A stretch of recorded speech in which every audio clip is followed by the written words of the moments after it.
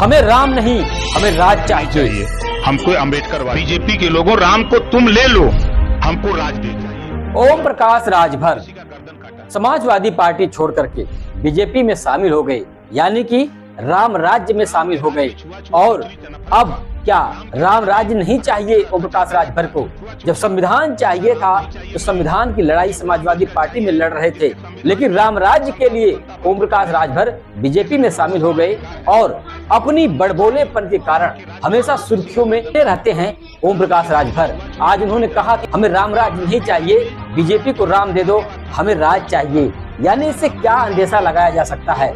क्या ओम प्रकाश राजभर जिस प्रकार से बीजेपी में शामिल हो गए थे कि मैं अपने बेटे को सेट कर दूंगा बीजेपी में और मेरा फार्मूला सेट हो जाएगा, क्या लगता है यह फार्मूला सेट नहीं हो पाया, इसलिए फिर ओम प्रकाश राजभर के बोल बिगड़ चुके हैं और वे दोबारा से कुछ उनके मन में तो ऐसा नहीं चल रहा है कि अब हमारी जो मैं चाहता था वह बीजेपी में हो नहीं सका। क्या लगता है आपको कि ओम प्रकाश राजभर का बीजेपी से मोह क्यों कट गया है? क्या ये राम राज्य में इनको भा नहीं रहा है? क्या राम राज्य में अपनी तिकड़ी बैठाने चले थे ओम प्रकाश राजभर, लेकिन पूरी तरह से फेल दिखाई दे रहे हैं। वहीं पर आपको बता दें कि दारा सिंह चौहान एमएलसी उत्तर प्रदेश से चुनाव लड़ने जा रहे हैं और यह घोषणा भी हो चुकी है।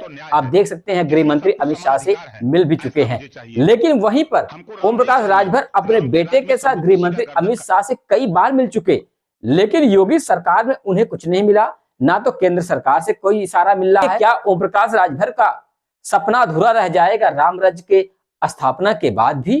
क्या संघर्षों का वह बीड़ा समाजवादी पार्टी के साथ ओम प्रकाश राजभर ने उठाया था, लेकिन मुकाम नहीं मिल पाया, लेकिन संघर्ष वाकई बहुत तगड़ा था ओम प्रकाश राजभर का। ओम प्रकाश राजभर जैसा कि आप लोग जानते हैं बेबाक अंदाज में अपनी बातों को निष्पक्ष तौर पर रख देते हैं, किसी का कुछ भी नहीं समझते हो कि राजनीति मेरा लाभ होगा कि मेरी हानि होगी, उन्हें कुछ परवाह नहीं होती है। ओम प्रकाश राजभर अपनी बातों को धरातल पटल पर, सामाजिक पटल पर बड़े बेबाक अंदाज में रख देते हैं। लोग कहते हैं तो बड़बोलापन इनका है, ये तो न घर के हुए न घाट के हुए, तमाम बातें आती है।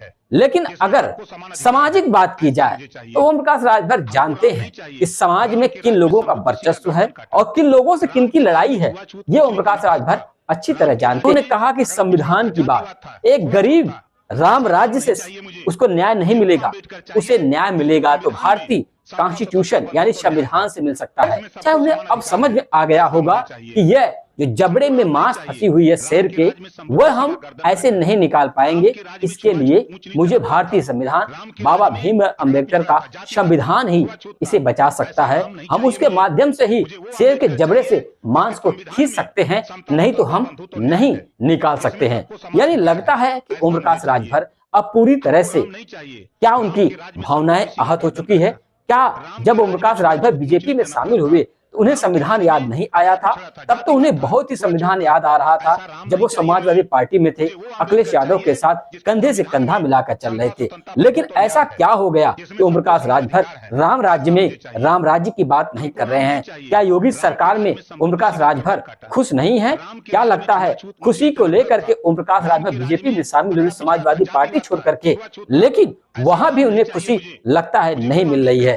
क्या लगता है 2024 से पहले ही पियरका चाचा ओम प्रकाश राजभर पूरी तरह से एक बार और पलटू चाचा के नाम से मशहूर होंगे या नहीं? देखते रहिए भारत में 24 राजेश यादव के साथ। जय हिंद, जय भारत।